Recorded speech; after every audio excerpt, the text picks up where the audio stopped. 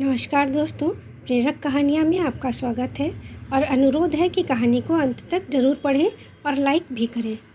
आज की कहानी है जीते जी श्राद्ध। मेरे जिगरी दोस्त दिवाकर और सरिता भाभी की शादी को पूरे 50 वर्ष पूरे हुए थे। 50वीं वर्षगांठ बड़े धूमधाम से मनाने के लिए सारा परिवार और रिश्तेदार इकट्ठा थे। दिवाकर और भाभी जी के अपने भाई बहन व अन्य रिश्तेदार तो थे ही, खुद उनका अपना परिवार भी बड़ा था। 3 बेटे बहुएं, 2 बेटियां दामाद और उन सब के बच्चे। कुल मिलाकर घर में अच्छी खासी रौनक नज़र आ रही थी। मेरे अलावा कुछ और दोस्त भी शाम तक आने वाले थे। मुझे दिवाकर ने सुबह से ही बुला लिया था। एक बड़े गेस्ट हाउस में इंतज़ाम किया गया था। साज सजावट और नाच गाने के साथ बिल्कुल शादी का माहौल बना हुआ था। दिवाकर अच्छे पद से रिटायर हुआ था। तीनों बेटे भी उच्च पद पर आसीन थे, अतः घर में सुख सुविधा शान शौकत की कोई कमी नहीं थी। दिवाकर ऐसे तो खुशहाल जीवन जी रहा था, पर एक बात थी जिससे वह बिल्कुल संतुष्ट नहीं था, और वह था परहेज। कुछ समय पूर्व दिवाकर की तबीयत खराब हुई थी, जिसके कारण बेटे बहू ने उसकी बढ़ती उम्र देखकर उसके खान पान पर प्रतिबंध लगा रखा था। दिवाकर ने मुझे पहले ही यह सब बता दिया था कि घर में चाहे कितने ही व्यंजन बने हों, पर उसे और भाभी को सादा भोजन ही मिलता था। कहीं बाहर जाने पर भी बहुएं और पोता पोती उस पर नज़र रखते कि कहीं सबसे छुपाकर कुछ खा न लें। आज भी ऐसा ही हुआ था। मैंने खुशी जताकर बधाई देते हुए उसे उसका पसंदीदा रसगुल्ला खिलाना चाहा, तो बड़ी बहू ने टोक दिया, अंकल जी, पापा को यह मत खिलाइए, उनकी सेहत पर असर पड़ेगा। मैंने सहज पूछा, क्यों, शुगर हो गई है क्या तुझे? तो दिवाकर ने निराशा से सिर हिलाकर कहा, नहीं भाई, ना शुगर ना हाई बीपी, फिर भी परहेज करना पड़ रहा है। मैं कुछ कहता तब तक बहू ने प्लेट हटा दी। उस समय दिवाकर की खाने की इच्छा मारना मुझे अच्छा न लगा। बाद में घर से निकलते समय वह मुझे कोने में ले जाकर बोला, यार मेरे जिगरी दोस्त, आज मेरी एक मदद कर दे। मैंने आश्चर्य से पूछा, क्या? वह बोला, आज तो कई तरह के पकवान बने हैं, सब हमारी शादी की वर्षगांठ में आएंगे, खुश होकर जी भर खाएंगे, परंतु हमें सख्त हिदायत दी गई है, हमारे लिए अलग से सादा भोजन ही बना है। भला यह भी क्या बात हुई? तो बता, मुझे क्या करना है? मैंने हंसते हुए पूछा। वह बोला, बस आज के लिए कुछ अच्छे खाने का जुगाड़ कर देना, तृप्त हो जाऊंगा, तेरा आभार मानूंगा।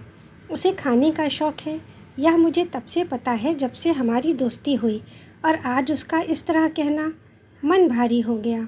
ठीक है, करता हूँ कुछ, उसे आश्वासन देकर मैं अंदर आ गया। बैंड बाजे के साथ विवाह के कार्यक्रम शुरू हुए। सारे रीति रिवाज विधिवत संपन्न किए गए। हंसी मजाक और चुहलबाजी के बीच दिवाकर और सरिता भाभी को उन यादगार पलों को पुनः जीने का अवसर मिला।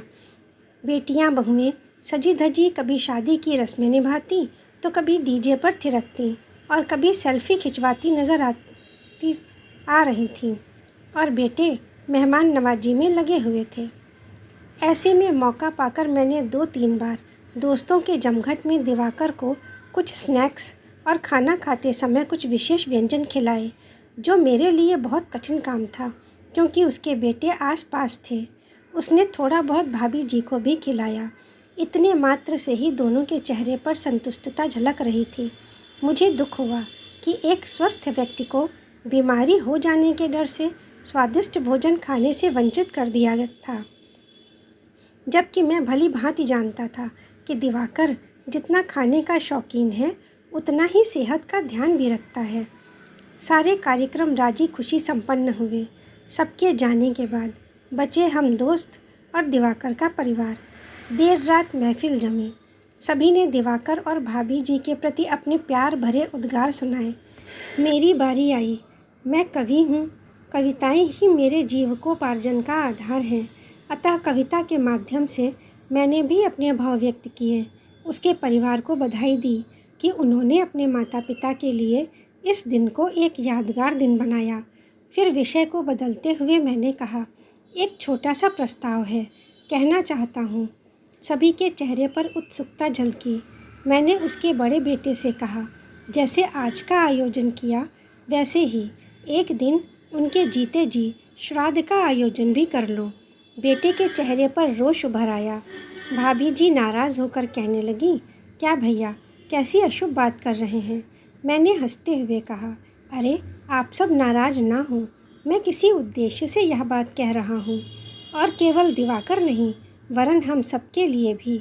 आखिर हम भी उम्र के इस पड़ाव पर हैं। श्राद्ध में हम क्या करते हैं? ऐसे ही सब एकत्र होकर मृत व्यक्ति को याद करते हैं। तरह तरह के व्यंजन भोजन बनवाते हैं। ब्राह्मण रिश्तेदारों के अतिरिक्त पशु पक्षियों, यहाँ तक कि जानवर तक को वह भोजन खिलाकर पुण्य कमाते हैं। मृत व्यक्ति की भी थाली लगाई जाती है जिसमें सारे पकवान रखे जाते हैं, और ऐसा विधि विधान करते हैं जिससे मृत व्यक्ति की आत्मा तृप्त हो जाए। जरा सोचिए, अगर यही सब व्यक्ति के जीवित रहते उसे मान सम्मान देकर किया जाए तो? उसकी सेहत और बीमारियों का ध्यान रखते हुए उसे कभी कभी मनपसंद भोजन खिलाया जाए, मीठा नमकीन सब जो उसे पसंद हो। बाद में पशु पक्षियों में ढूंढने के बजाय तो कितना सुखद होगा। उसे घर में अकेला छोड़ या किसी वृद्धाश्रम में न भेज, परिवार के साथ हर हाल में खुश रखा जाए। हर त्योहार में कपड़े खरीदे जाएं, उसकी इच्छाओं का मान किया जाए, तो कितना संतुष्ट होगा वह जीवित व्यक्ति। बताइए, उनके बाद ऐसी थाली का क्या फ़ायदा, ऐसे दान का क्या फ़ायदा जिसके लिए जीवित रहते व्यक्ति तरसता रहे। अरे, मृत्युपरांत किए गए श्राद्ध का पुण्य मिले ना मिले, लेकिन जीवित माँ बाप की सेवा से उनकी आत्मा अवश्य तृप्त हो जाएगी। तब जो पुण्य प्राप्त होगा वह कितने गुना अधिक होगा, आप सभी सोच सकते हैं। बेटा, आज का आयोजन भव्य था। कितने ही लोगों ने भोजन किया, सब खुश होकर गए, आशीर्वाद देकर गए। लेकिन क्या तुम्हारे पिता अपनी थाली से संतुष्ट हुए? तुम लोगों ने बीमारी हो जाने के डर से उन्हें उस थाली से दूर रखा जो उन्हें तृप्त करती। इसीलिए मैंने यह प्रस्ताव रखा, जो बाद में करोगे वह अभी क्यों नहीं? तुम सब उनकी फिक्र करते हो, उचित है, लेकिन कभी कभी त्योहार में या सबके साथ कुछ भी खाने की स्वतंत्रता क्यों नहीं? आज माता पिता हैं तो उन्हें खुश रखो। कल का क्या पता, फिर वह देखने नहीं आएंगे कि तुमने उनके नाम पर क्या क्या दान पुण्य किया। बेटे का सिर झुक गया। पिता से तुरंत क्षमा मांगी। उसके आदेश पर ही बहू भोजन की थाली सजा कर ले आई। बेटे ने अपने हाथ से खिलाया। बस 4 निवाले खाकर ही दिवाकर और सरिता भाभी ने भावुक होकर बेटे बहू को गले से लगा लिया। आज सचमुच उनकी आँखें और आत्मा तृप्त दिखाई दे रही थी। सुबह हम दोस्तों ने सबसे विदा ली। दिवाकर की आंखों में खुशी के आंसू झिलमिला रहे थे। मैंने उसकी पीठ थपथपाई और चल दिया अपने घर की ओर, इस आशा से कि इसी तरह हर घर में जीते जी श्राद्ध मनाया जाए और नई पीढ़ी के लोग अपने परिवार के बुज़ुर्गों को, अपने माता पिता को ऐसे ही तृप्त करते रहें। तो दोस्तों, कैसी लगी कहानी? आशा है पसंद आई होगी। लाइक अवश्य कर दें और हमारे चैनल को सब्सक्राइब भी कर लें। धन्यवाद।